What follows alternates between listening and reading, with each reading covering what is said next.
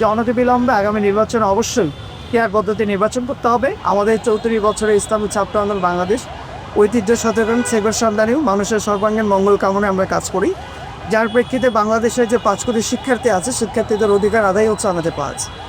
তো ফ্যাসিস্ট পতনে আন্দোলনে সবথেকে বড় ভূমিকা পালন করেছিল পীর সাহেব চরনাহে এবং তার সেনেস্কপ ছাত্র সংগঠন ইসলামী ছাত্র আন্দোলন বাংলাদেশ পুরো দেশব্যাপী তখনটার সমর্থন দিয়ে পুরো বাংলাদেশের সব ইউনিভার্সিটিতে আমরা নেমেছিলাম, রাজকোটে দেখেছিলাম, ইউনিয়ন ওয়ার্ড থানা উপজেলা সকল জায়গায় আমরা কাজ করেছি। তার প্রেক্ষিতে ফ্যাসিস্ট পতন হয়েছে এবং ছাত্র আন্দোলনের দায়িত্বশীল কর্মী 15 জন ভাই শহীদ হয়েছে।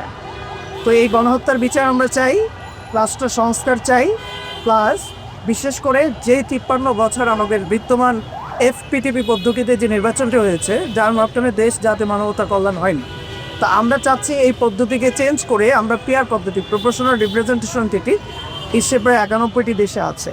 সেই প্রেক্ষিতে আজকের এই সমাবেশ আমরা এই দাবিগুলো করছি যে অনতিবিলম্বে আগামী নির্বাচনে অবশ্যই পিয়ার পদ্ধতি নির্বাচন করতে হবে। প্লাস ছাত্রদের যে দাবিটি ছিল গণ অভ্যুত্থানে বৈষম্যমুক্ত একটি দেশ গঠন করবার, আমরা এখনও লক্ষ্য করছি বিভিন্ন সেক্টরে বৈষম্যগুলো চলছে, দুর্নীতি, চাঁদাবাজ, বিভিন্ন ঘাট দখল, বাজার দখল, হাট দখল, অনেক কিছুই চলছে।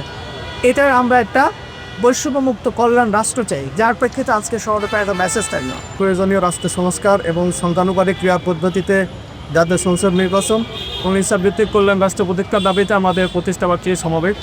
এই প্রতিষ্ঠাবার্ষিকী সমাবেশ সফল করার লক্ষ্যে আমরা এখানে আসছি ঝিনাইদহ জেলা। আপনারা জানেন ঢাকা বিশ্ববিদ্যালয়ের ছাত্র সংসদ নির্বাচনে ডাকসু যেটাকে আমরা বলছি ডাকসু তফসিল ঘোষণা হয়েছে। সেখানে লেভেল প্লেয়িং ফিল্ড রেখে সকল শিক্ষার্থীরা নির্বিচ্ছিন্নভাবে ভোট দিতে পারে এবং আমাদের ছাত্র আন্দোলনের যে প্যানেলটি আছে সেই প্যানেলকে সম্মানিত ভোট দেয় এবং এই প্যানেল ঢাকা বিশ্ববিদ্যালয়ের উপযোগী সবার জন্য কাজ করবে। সময়ের সেরা আমরা একটা প্যানেল দিয়েছি, সেটিও আমাদের মেসেজ থাকবে আজকে সমাবেশ থেকে। এবং আমাদের যারা প্রার্থী হয়েছেন দাবিতে পূর্ণাঙ্গ প্যানেল আমরা দিয়েছি, পূর্ণাঙ্গ প্যানেল তারা আছে আমাদের এখানে, ম্যাক্সিমামই তারা উপস্থিত থাকবেন। পীর সাহেব চরমানের দেশ, জাতি এবং সামগ্রিক বিষয়গুলো নিয়ে বক্তব্য রাখতেন। আমরা তো আসলে বাইরে থেকে আসছি, স্থানীয় জনশক্তিটাই বেশি, আমরা তো জাস্ট শুধুমাত্র পার্টিসিপেট করার জন্য।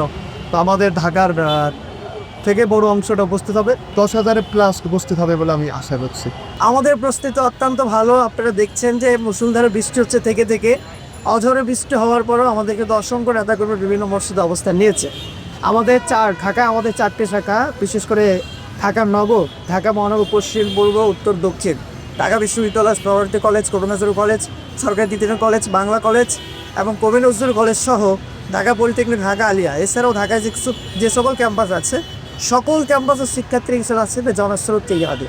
আপনারা দেখবেন ইতিমধ্যে আমরা যে তথ্যগুলো পেয়েছি, ঢাকার আশপাশের জেলা, ঢাকার 4 নগর এবং ঢাকাস্থ ক্যাম্পাসগুলো তারা ইনশাল্লাহ একটা স্রোত তৈরি করছেন।